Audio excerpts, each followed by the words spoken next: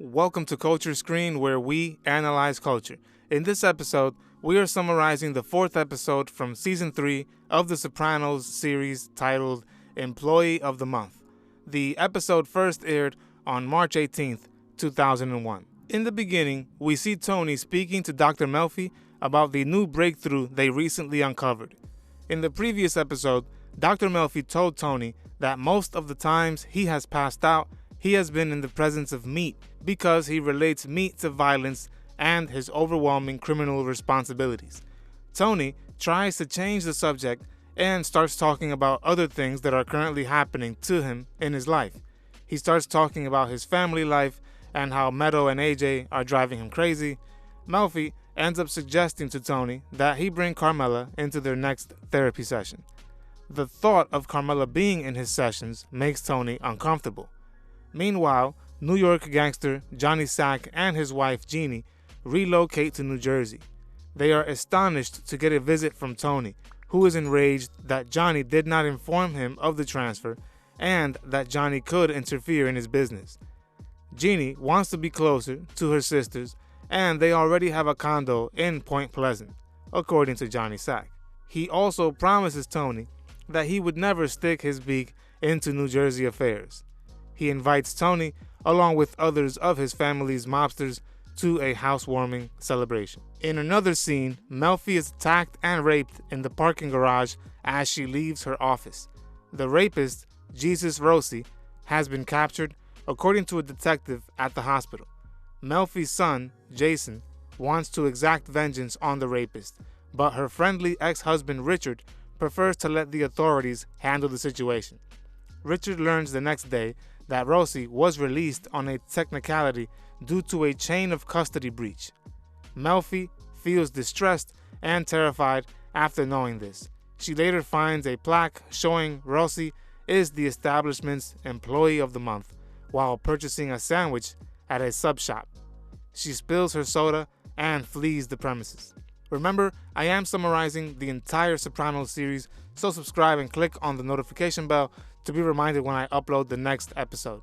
I will be reviewing other TV shows and movies as well, so let me know what your favorite TV show and movie is so I can summarize it in the future. Doing just these two things helps my channel out tremendously. I thank you for your support.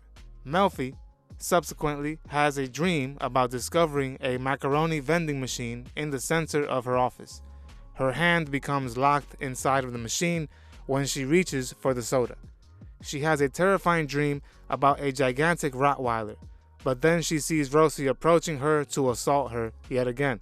As Rossi gets closer to her, the dog starts mauling him. Melfi is relieved when she first wakes up. Later, she tells her therapist, Dr. Elliot Kupferberg, about the dream and learns what it means. The enormous dog guarding her was actually Tony Soprano, someone who could seek vengeance on her behalf. Melfi tells Kupferberg that despite the fact that the court system has failed her, she will not seek help from Tony, despite the fact that the thought has given her immense pleasure. We also see that Ralph Cifaretto begins to take an interest in Jackie Aprile Jr., his girlfriend, Rosalie Aprile's son.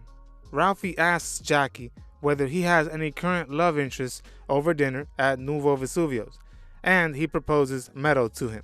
Ralphie then brings him to assist in the collection of money from a client who refuses to pay his bills, provoking the man into a fight. A scuffle follows when the client throws a bat at Jackie. Jackie and Ralphie manage to knock the man out and steal the money from his wallet, with Ralphie cutting Jackie a huge piece of the action. When Tony learns about this, he advises Ralphie to keep Jackie away from the family, as Tony had promised Jackie's father that his son would not be involved with the company. Because Ralphie brings Jackie along on his illegal endeavors, Tony decides not to promote Jackie to capo of the Aprile crew, instead opting for Gigi. Ralphie is dissatisfied with this situation. Janice is confronted by two Russian thugs after she refuses to hand over Svetlana's prosthetic leg. They initially ask for the leg, but she is quickly attacked and forced to retrieve it. Tony sees Janice in the hospital and furiously explains that because the Russians injured his sister, he must now react against them, which will take time and money. Janice then admits that she has reached rock bottom and tells Tony, who is perplexed that she forgives Svetlana for what occurred. When Tony agrees to see the behaviorist during the next session, Melfi begins to cry, and Tony tries to console her.